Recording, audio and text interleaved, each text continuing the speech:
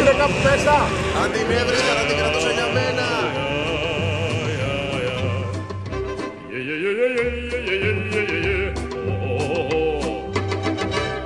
Διονύσια! Στην υγειά της επιτυχίας. Στην υγειά των Όσκαρ πλησιάζουν.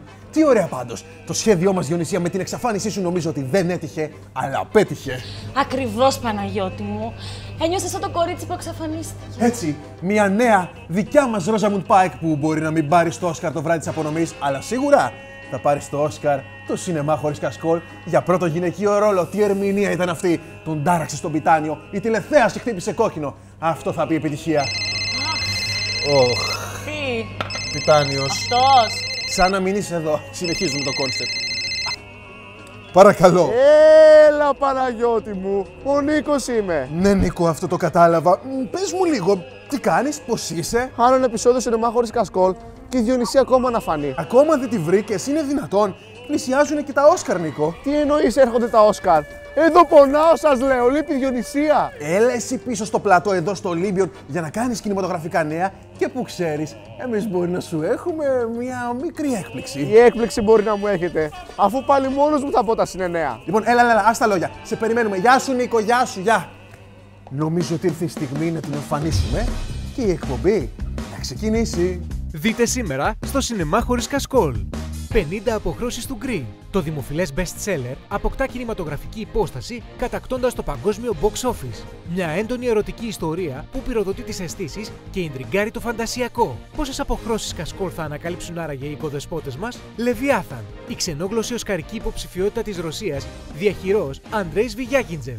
Ο δημιουργός ηθογραφεί τη Ρωσία του σήμερα και επιμένει αλληγορικά πάνω στις ιδιοτελείς και ανιδιοτελείς ανθρώπινες σχέσεις. Άραγε η καταγγελτική αφήγηση του Λεβιάθαν θα το ανάγκη σε ταινία της εβδομάδας. American Sniper. Η επιστροφή του μεγάλου σκηνοθέτη Clint Eastwood με φόντο μια πολεμική ιστορία στο Ιράκ. Ο Bradley Cooper φανερώνει ξανά το υποκριτικό του μεγαλείο, όμως ενθουσίασε άραγε η σεναριακή προσέγγιση των Στάθη? Συνεννέα, οσκαρικές προβλέψεις από τον Γιάννη Γκροσδάνη και ένα ευτυχισμένο φινάλε στο δράμα του Νίκου σας περιμένουν στο Σινεμά χωρίς κασκόλ που ξεκινάει αμέσως τώρα.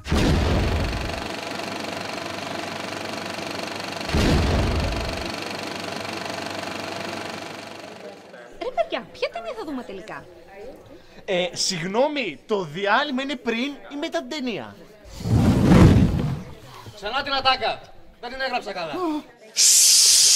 Εδώ είναι χώρος τέχνης και πολιτισμού. Αν είναι δυνατόν να έχει χαθεί ο σεβασμός προς τον καλλιτέχνη. Ώρα για σινεμά. Popcorn, έλα.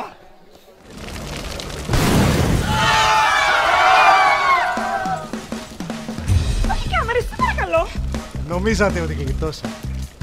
Ξεκινάει.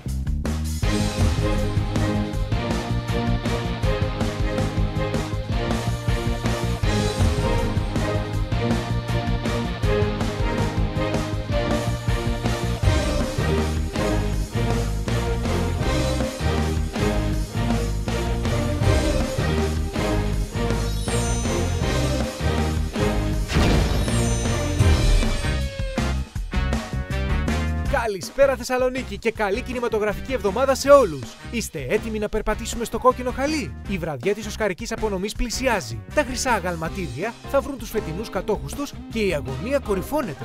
Σας καλωσορίζουμε στο πανέμορφο Ολύμπιον που φιλοξενεί και σήμερα το τηλεοπτικό συνεπάρτι της πόλης. Η οσκαρική προσμονή μεγάλη. Όλοι οι συντελεστές δηλώνουν πανέτοιμοι για ένα εκρηκτικό σοου και υποδεχόμαστε τους Στάθη Κόλια και Παναγιώτη Κουντουρά. Καλησπέρα Θεσσαλονίκη! Φίλοι τηλεθεατές της Δημοτικής Τηλεόρασης, καλώς ήρθατε σε ένα ακόμα Σινεμά χωρίς κασκόλ Olympian Edition. Πες το. Είμαστε εδώ και σήμερα για να γιορτάσουμε ένα προσκαρικό επεισόδιο. Ναι, έχουμε Όσκαρ στην Κυριακή. Οι μεγάλοι νικητές λοιπόν θα αποκαλυφθούν. Όμως εμείς θα δώσουμε σε εσάς το Όσκαρ και εύχομαι να πέσουμε μέσα και στις προβλέψεις της εκπομπής στη συνέχεια με τον Γιάννη Γκροσδάνη. Ο Γιάννης Γκροσδάνης θα κάνει κριτική και για το Λεβιάθαν, το μεγάλο φαβορί για Όσκαρ ξενόγλωσσης. Έχουμε 50 αποχρώσεις στην Κρή. Έχουμε.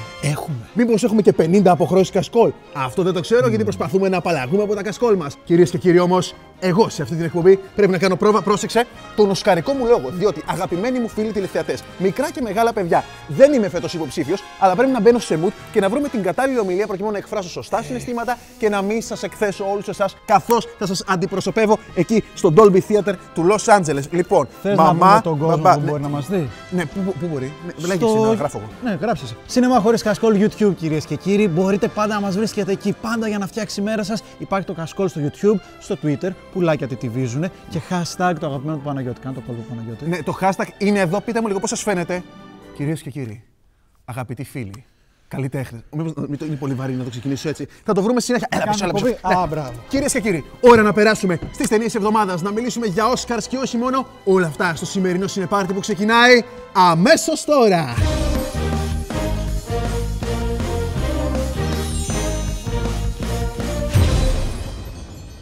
Κυρίες και κύριοι, αγαπητό γυναικείο κοινό. Και ανδρικό.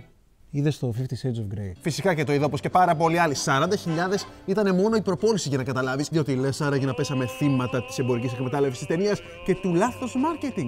Θα το μάθουμε στη συνέχεια, αλλά τι γίνεται μέσα σε εκεί έξω, Πάμε στο σινεμά για να δούμε αυτά που δεν κάνουμε σπίτι μας, Ντροπή, τι τις λες τις κυρίες? Όχι τίποτα άλλο, θα μάθουν και θα νομίζουν ότι έτσι γίνεται και μετά θα μας βάλουν σε μπελάδες. So, what was he like? Mr. Gray will see you now. He was really smart, very intense. To what do you owe your success? Περισσότεροι από 100 εκατομμύρια αναγνώστες παγκοσμίως, πάρα πολλοί φανατικοί θαυμαστές, όμως ακόμα περισσότεροι οι επικριτές. Anastasia. Christian.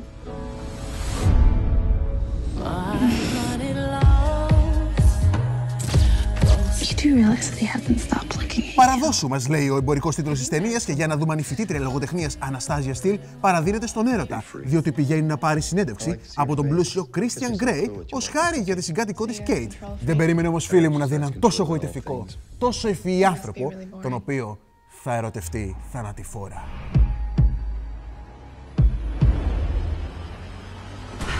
Γιατί η υπόθεση είναι τόσο χάλια και επαναλαμβανόμενη? Πού να μάθεις και τη συνέχεια. Ένα τελικά από αυτοί οι δύο ερωτευτούν, ναι, ερωτεύονται, αλλά μέσα σε όλη αυτή την ερωτική διαδικασία αλλάζουν. Υπάρχει μια διαδικασία αυτοσυνειδητοποίησης και αναθεώρησης γύρω στο τι σημαίνει αληθινή αγάπη. Άρε Ντοστογεύσκι, φάει τη σκόνη τους. That's all you need to know. My tastes are very singular. You wouldn't understand. Enlighten me then.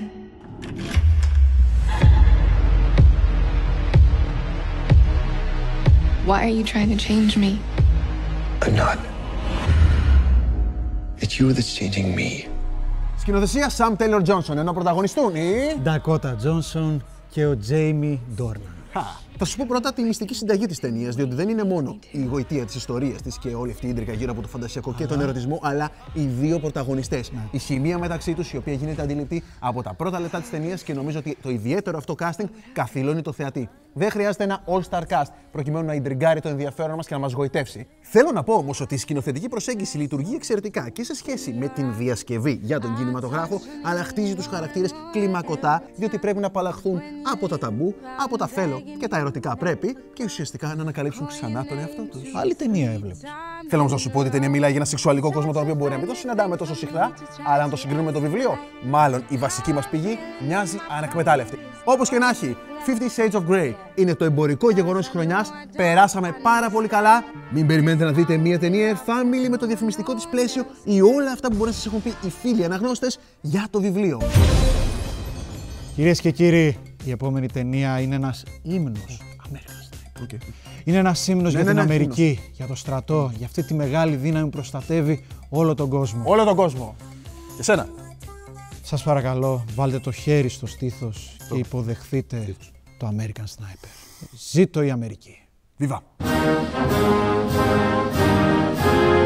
Ωραία, το καταλάβαμε. Είναι το American Sniper. Είναι η τελευταία οσκαρική κυκλοφορία την οποία περιμέναμε πριν τη μεγάλη απονομή. Όμως τώρα που είπα Όσκαρ και το θυμήθηκα, πρέπει να ετοιμάσω το λόγο μου. Μισό λεπτό λίγο. Θέλω να κάνω πρόβα. Μια εκδοχή. Θα κάνουμε εκδοχή. Θέλω να κάνουμε πρόβα λίγο μια εκδοχή συγκεκριμένη που έχω. Θέλω τη σοβαρή πρώτα. Την έγραφα τώρα τόση ώρα όσο έλεγες εσύ για το 50 Shades of Grey και το έδαφες. Κυρίες και κύριοι, αγαπητοί φίλοι, αγαπητοί καλλιτέχνες και συνάδελφοι. Κυρίες και κύριοι, Ευχαριστώ θερμά την Ακαδημία για την τιμή που μου έκανε και για το γεγονός ότι μπορώ σήμερα να βρίσκομαι ανάμεσα σε όλους εσάς, όλοι μαζί να εκφράσουμε τη δημιουργικότητά μας. Δεν είναι η βράβευση, αλλά είναι η αλήθεια του καλλιτέχνη. Το γεγονός ότι βρίσκομαι εδώ σήμερα ενώπιόν σας και μπορώ να εκφράσω όλα αυτά τα συναισθήματα που πέρασα μέσα από την τελευταία μου ταινία και τι είναι στην τελική. Απλά η ματαιοδοξία, ματαιώτης ματαιωτήτων. Να είμαστε όλοι καλά, να δημιουργούμε, να προσφέρουμε στον κινηματογράφο και. Τι. Ποιος είναι ο καλλιτέχνης? Εγώ. American Sniper, κυρίες και κύριοι, έλα να κάνουμε κουμπί.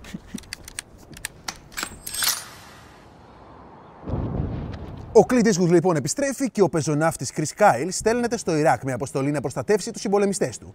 Πρόκειται για έναν ελεύθερο σκοπευτή που οι εχθροί του τον χαρακτήριζαν ως διάβολο και οι συνάδελφοί του ως θρύλο.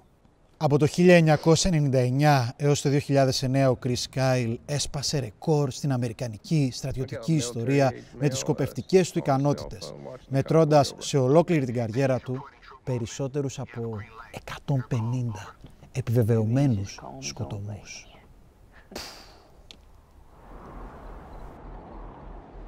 He stepped off.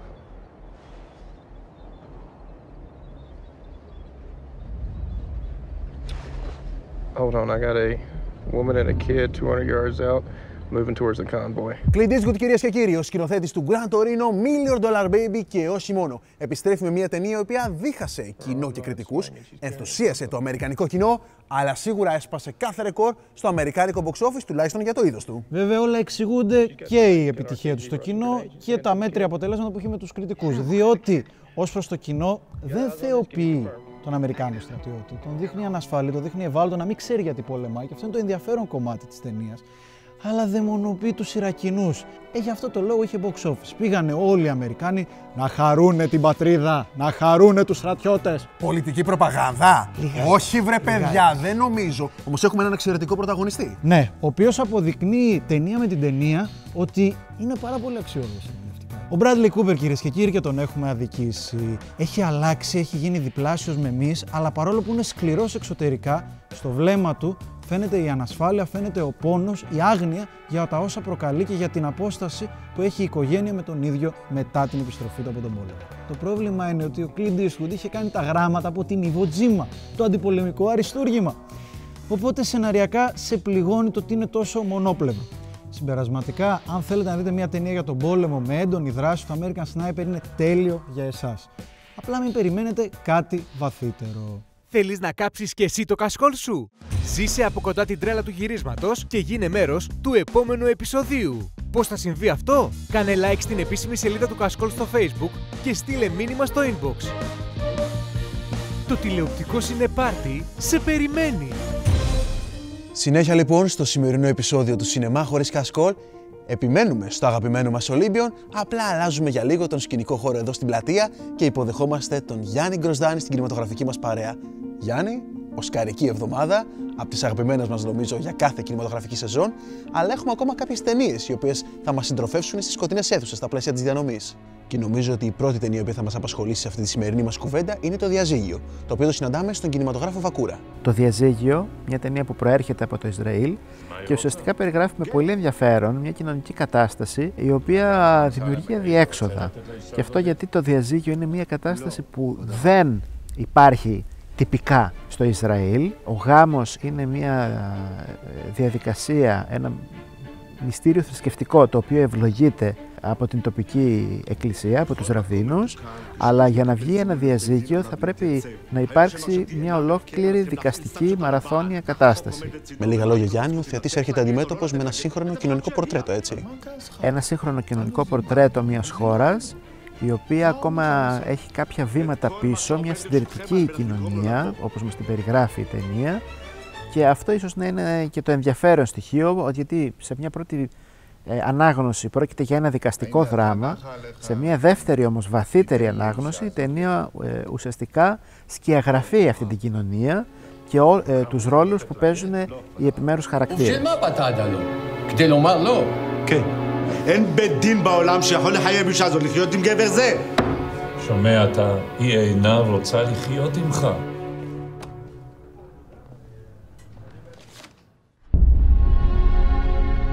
Αφήνουμε το διαζύγιο για λίγο, Γιάννη, και πρωτού περάσουμε και επίσημα στην ανάλυση της οσκαρικής κούρσας, με ενδιαφέρει να επιμείνουμε λίγο στην κριτική σου άποψη γύρω από το American Sniper του Clint Eastwood.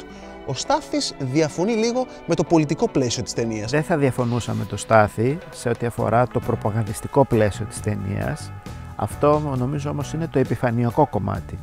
Επί της ουσίας το Clint Eastwood κάνει κάτι πολύ πιο τίμιο από αυτό που έκανε η Catherine Bigelow στο Hurt Locker. Η ταινία θα λέγαμε ότι χαρακτηρίζεται από ένα πολιτικό συντηρητικό πλαίσιο, καθώς ο άνθρωπος αυτός, ο πρωταγωνιστής αυτός, έχει σαν τρίπτυχο ζωής το πατρίς, θρησκεία, οικογένεια. Παρόλα αυτά, εκείνο που τον απασχολεί είναι η βιωματική ένταση και η εμπειρία του πολέμου. Σε ό,τι αφορά όμως τα ηθικά διλήμματα του πρωταγωνιστή σε σχέση με την πολιτική εξέλιξη των γεγονότων. Αυτό είναι ίσως που τη διαφοροποιεί σε σχέση με το Hurt Locker, και επιμένω στη σύγκριση με το Hurt Locker, καθώς εκεί πέρα έχουμε μια πολύ πιο flat, ξεκάθαρα κατάσταση. Ο Clint Eastwood εστιάζει πάρα πολύ στην ηθική διάσταση του χαρακτήρα. Είναι, όπως θα έλεγε και το ίδιο το σενάριο, ένας χαρακτήρας που ξεκινάει σαν τσομπανόσκυλο, εξελίσσεται σε λύκος και καταλήγει ως ένα αθώο πρόβατο. Θα επιμείνουμε όμως παρέα με τον Γιάννη Γκροζδάνη στο οσκαρικό πλαίσιο, διότι περνάμε στην ξενόγλωση πρόταση της Ρωσίας για τα φετινά βραβεία Όσκαρ, που δεν είναι άλλη από το Λεβιάθαν του Αντρέι Σβιάκιντσεφ. Μια ταινία, Γιάννη, η οποία θα λέγαμε ότι ηθογραφεί κατά κάποιο τρόπο τη σύγχρονη Ρωσία κοινωνικοπολιτικά. Μια καταγγελτική αφήγηση που θέτει το ερώτημα αν ο άνθρωπος τελικά είναι το πιο άγριο ζώο απ' όλα. Ναι, αυτό θα λέγαμε ότι είναι το αποκορύφωμα αυτής της μελέτης που επιτελεί ο Σβιάκιντσεφ σε αυτή την ταινία. Κατά βάση πάντως το Λεβιάθαν είναι μια ταινία μελέτη για την ίδια τη ρωσική κοινωνία. Μια κοινωνία η οποία με τα σοβιετικά έχει περάσει από πάρα πολλά κύματα. Μας παρουσιάζει λοιπόν ένα άτεγκτο δικαστικό σύστημα για τη μεσαία τάξη.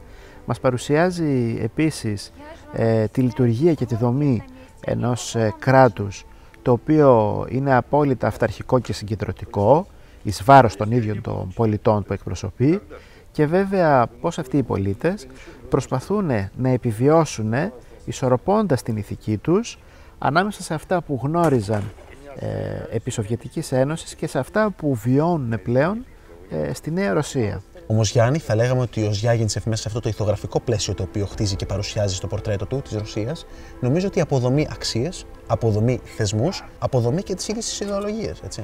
Αυτό το πράγμα ισχύει, και ισχύει και σε πολιτικό και σε κοινωνικό επίπεδο.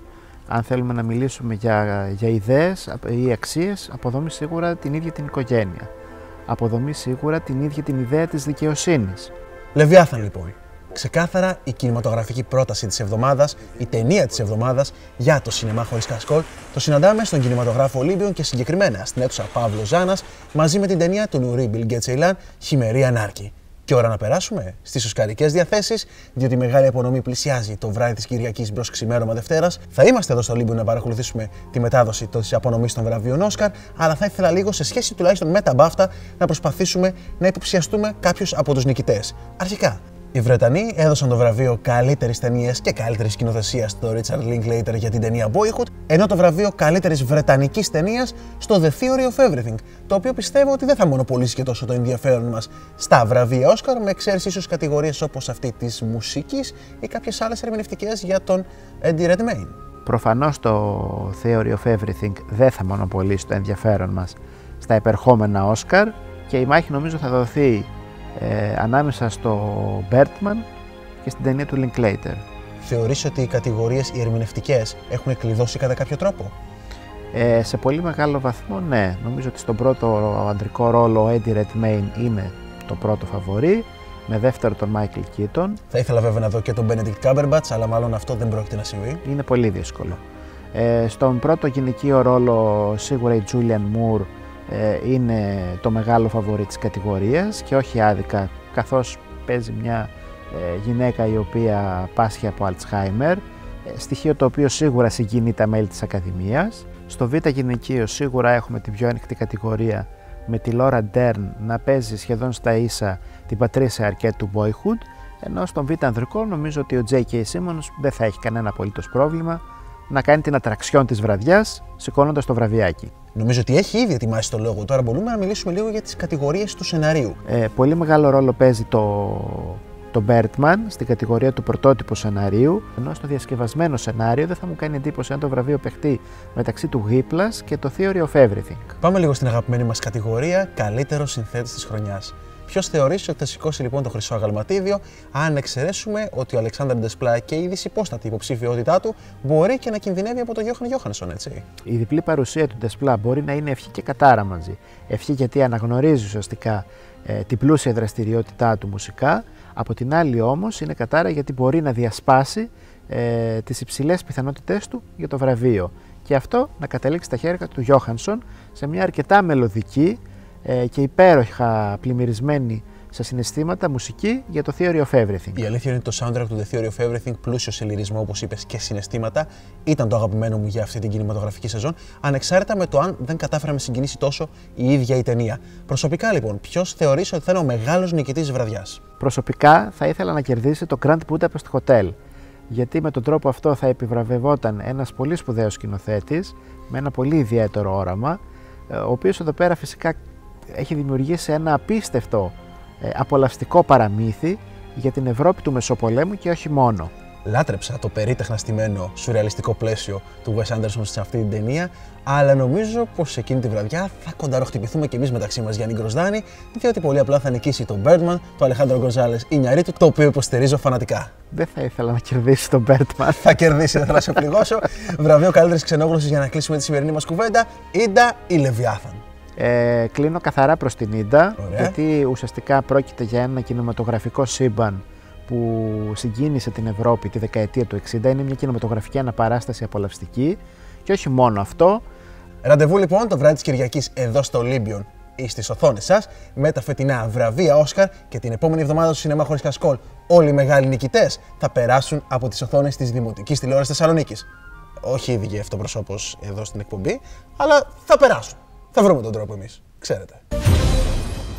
Είναι πίσω επιτέλους, είναι ξανά μαζί μας. Τέρμε φωτογραφίες. Ευχαριστώ Ολύμπιον, ευχαριστώ παραγωγή, ευχαριστώ TV100, ευχαριστώ όλους εσάς. Μήπως για την ημέρα της απονομής ο λόγος μου μπροστά στο κοινό για τη βράβευση να μην είναι τόσο συγκινησιακός, μήπως να μην κάνω επίκληση στο συναίσθημα και να προσπαθήσω να κάνω χιουμοριστικό παιχνίδισμα μέσα στην αίθουσα προκειμένου να τους κερδίσω με αυτόν τον τρόπο? Δηλαδή, τι θεωρείς καλύτερο? Στο μυαλό σου. Να είμαι λίγο πιο άμεσος, πιο... Θες να είμαστε άμεσοι με τα Συνενέα και τη Διονυσία και μετά να το σκεφτούμε? Ναι, όχι, ξεκίνασε λίγο, συγγνώμη. Κυρίες και κύριοι, ενώ ο Παναγιώτης κάνει τα δικά του, ας μάθουμε τα καλύτερα Συνενέα αυτής της εβδομάδας. Ας δούμε νέα τρέιλερ από την εξαφανισμένη Διονυσία Αρβανίτου και τον Νίκο Ερωτοχτυπημένο Πιτάνιο. Καλησπέρα κυρίες και κύριοι, καλησπέρα παιδιά. Δεν ξέρετε Παναγιώτη και Στάθη πόσο πολύ μου λείψατε? Εγώ Διονυσία μου δεν σου έλειψα. Όχι. Ας ξεκινήσουμε όμως με ένα ευχάριστο νέο για το γυναικείο κοινό που δεν αφήνει όμως παραπονεμένους και τους άντρες. Η Disney ετοιμάζεται να μεταφέρει στη μεγάλη οθόνη με αληθινούς ηθοποιούς την Πεντάμορφη και το Τέρας. Την Πεντάμορφη θα υποδηθεί η Emma Watson. Όλε! Όλε! Όλε! Αχ, Emma Watson. Σ' αγαπάω. Και το Τέρας θα υποδηθεί ο Ryan Gosling. Αχ! Ποτέ ένα τέρας δεν ήταν τόσο όμορφο. Δηλαδή, συγγνώμη, στην ταινία, ο Ryan Gosling παίζει το τέρας, αλλά όταν έρθει η σκηνή της μεταμόρφωσης του τέρατος σε πανέμορφο πρίγκιπα, μήπως να παίξω εγώ τον πρίγκιπα, μήπως ήρθε η ώρα μου να πάω και να κάνω το casting για να πάρω το περιβόητο Όσκαρ? Αυτή η εσωτερική αλλαγή. Φέρε μου τα γαλματίδια από τώρα. Έλα, παιδί μου. Κυρίες και κύριοι, ευχαριστώ πάρα πολύ τους γονείς μου, την οικογένειά μου, τους φίλους μου για αυτή την ψυχολογική υποστήριξη. Έχω από τη μία το τέρας. Εσάς, εκεί στη Δημοτική Τηλεόραση Θεσσαλονίκης που με φέρατε εδώ πέρα. Ναι, συγγνώμη. Δεν αντέχω άλλο. Τι τραβάς κι εσύ? Θέλω να φύγω, αφήστε με. Τι είναι χειρότερο? Δεν ξέρω τι είναι χειρότερο. Χειρότερο είναι να αγαπάς και να σε αγνοούν. Γιατί με αγνοείς ρε Διονυσία? Μετά το χαμό που προκάλεσε στην Αριστοτέλους, δεν πρόκειται να σου ξαναμιλήσω. Αχαριστία. Και μια και αναφέρθηκε η αγάπη, κυκλοφόρησε το τρέιλερ της νέας ταινίας του Χριστόφορου Παπακαλιάτη, Ένας άλλος κόσμος. The objections regarding the economic politics employed by the European Union against the southern European countries have risen. The percentage of unemployment in Portugal, Spain, Italy and Greece has grown drastically. Indisputable example is Greece, which for many acts as the guinea pig of cruel financial politics that gradually have started to expand to the rest of Europe. Τώρα εσύ περιμένεις, τουλάχιστον με βάση αυτό που μου δίνεις στο σενάριο, εγώ να θάψω το Χριστόφορο. Όχι, εσύ θα εκθιάσεις το Χριστόφορο και εγώ θα θάψω το Χριστόφορο και σένα παρέα. Μάλιστα, γιατί εγώ αγαπάω το Χριστόφορο, μου αρέσουν οι δουλειές του, είναι πάρα πολύ ολοκληρωμένες και τεχνικά και αφηγηματικά και θεωρώ ότι για τα ελληνικά δεδομένα κάνει πράγματα τα οποία δεν έχουν κάνει άλλοι στο παρελθόν. Όχι, έχουν αντιγράψει και άλλοι στο παρελθόν. Ναι, είναι πάρα πολύ ωραία. Και επίσης, για το συγκεκριμένο είδος, για το νέο του προϊόν, εγώ τον εκθιάζω. Α, για πες. Γιατί για πρώτη φορά τα έχει με άτομο της ηλικίας του και δεν κυνηγάει κανένας μητέρα. Και σκέψου μάλιστα ότι η συγκεκριμένη ταινία, πέρα από το πολιτικό και οικονομικό πλαίσιο της εποχής, μέσα σε μια Ελλάδα της κρίσης, λοιπόν, έχουμε και έναν J.K. Simmons, ο οποίος μάλλον θα είναι και οσκαρικός την επόμενη εβδομάδα. Μπορούμε να συμφωνήσουμε σίγουρα για την απίστευτη μουσική επιμέλεια του Χριστόφορου και για το πώς επιλέγει πάντα το κατάλληλο marketing για την ταινία του. Η πρώτη ταινία του βραβευμένου με Όσκαρ δεύτερο ανδρικού ρόλου J.K. Simmons θα είναι η νέα ταινία του Χριστόφορου Παπακαλιάτη. Έχω να πω ότι μου άρεσε πάρα πολύ το Αν. Χαίρομαι που δεν υπήρξε sequel με τον τίτλο Μήπως. Και νομίζω ότι η νέα ταινία του Παπακαλιάτη έχει πάρα πολλά να πει. Αν είχα ταλέντο. Να μην το ξεχάσω, παιδιά. Κυκλοφόρησε η πρώτη φωτογραφία από τη νέα ταινία Spectre του James Bond και αναμένουμε συναρπαστικές σκηνές, καθώς τα γυρίσματα εξελίσσονται στην Αυστρία, στην κορυφή του κόσμου. I think we're going to continue the history of the Bond films and making things that are exciting for the audiences to look at. And what could be more exciting than to be on top of the world?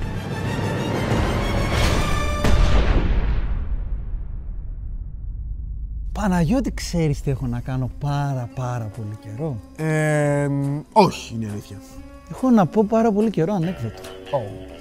Είναι ο James Bond και πηγαίνει σε μια σεξ κοπελιά στο μπαρ, την κοιτάει με βλέμμα αισθησιακό και της λέει Bond, James Bond.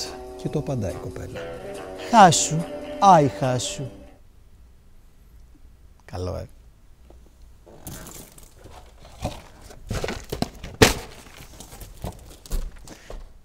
Στάθη, καλύτερα να μείνεις στην κριτική ταινιών. Τι πρέπει να κάνω δηλαδή, ρε Διονυσία, για να μου μιλήσεις ξανά δηλαδή? Να χορέψω εδώ στο Ολύμπιον, να γίνω ζογκλέρ, να ανεβώ στο πιο ψηλό βουνό?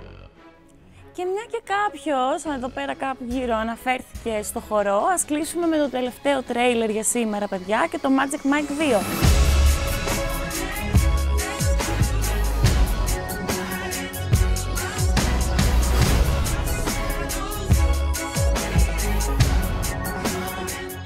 Αυτή τη φορά μπορεί να μην σκηνοθετεί ο Στίβεν Σότεμπεργκ, μπορεί να μην εμφανίζεται ο Μάθιου Μακόναχι, αλλά όλες οι θαυμάστριες του Τσάνι Τάτουμ είμαι σίγουρη πως θα την απολαύσετε. Ζηλεύω, θα φύγω.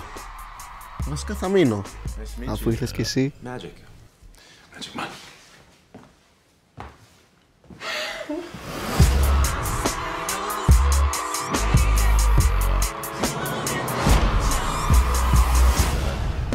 Κυρίες και κύριοι, αυτό ήταν και για σήμερα. Λίγες μέρες απομένουν για τη μεγάλη απονομή των βραβείων Όσκαρ και νομίζω ότι εμείς, συντροφιά με πολλούς φίλους, εδώ στο Ολύμπιον θα παρακολουθήσουμε ζωντανά τη μεγάλη κινηματογραφική στιγμή της χρονιάς. Για να δούμε λοιπόν ποιοι θα πάρουν τα πολυπόθητα χρυσά αγαλματίδια. Εμείς δίνουμε το χρυσό αγαλματίδιο σε όλους εσάς και ανανεώνουμε το τηλεοπτικό μας ραντεβού για την ερχόμενη Πέμπτη, φυσικά στις 8 το βράδυ, αμέσως μετά το κεντρικό δελτίο ειδήσεων. Μην το ξεχάσετε. Ελπίζουμε μέχρι τότε να απολαύσετε τις ταινίες της εβδομάδας με 50 αποχρώσεις Κασκόλ, με 50 αποχρώσεις κάποιου άλλου προϊόντος. Ή κάποιον Λεβιάθαν.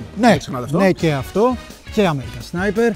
Αλλά μέχρι την επόμενη φορά. Το ξέρετε, είναι γνωστό. May the force be with you. Καλό βράδυ, Θεσσαλονίκη. Καλό βράδυ. Καλή οσκαρική εβδομάδα. Άρχισε κι αυτή η σεζόν, θα καούνε τα Κασκόλ. Μια φωτιά ανάβει ξαφνικά και τα φώτα σβήνουν αργά. Μα η φλόγα γίνεται το φως και η οθόνη ο ουρανός. Τα αστέρια πέφτουν στο πανί, η ζωή σου αλλάζει στη στιγμή. Σ' άλλους κόσμους θα σε στείλει η τροσιά. Νιώσε τη φωτιά. Κάθε Πέμπτη στις 8 ξεκινά από τη μικρή σου οθόνη σινεμά σε βιδά. Και εσύ έρχεσαι, ξεφεύγεις και πετάς μακριά ξανά. Νιώσε τη φωτιά. Στο μυαλό σου ένας άλλος θεός, στην ψυχή σου κι απ' τη λόρη της ταινίας στο ναός. Μα η φλόγα δυναμώνει μες του φιλμ την τροχιά ξανά. Νιώσε τη φωτιά. Γιάννη, οσκαρική εβδομάδα. από τις αγαπημένες μας νομίζω για κάθε κινηματογραφική σεζόν, αλλά έχουμε ακόμα κάποιες ταινίες οι οποίες θα μας συντροφεύσουν στις σκοτεινές αίθουσες στα πλαίσια της διανομής. Ισχύει. Όντως. Τώρα εγώ πρέπει να σοβαθήσω. Πράγματι Παναγιώτη. Πράγματι Παναγιώτη, η κινηματογραφική εβδομάδα δεν τελειώνει εδώ, καθώς οι εκπλήξεις συνεχίζονται.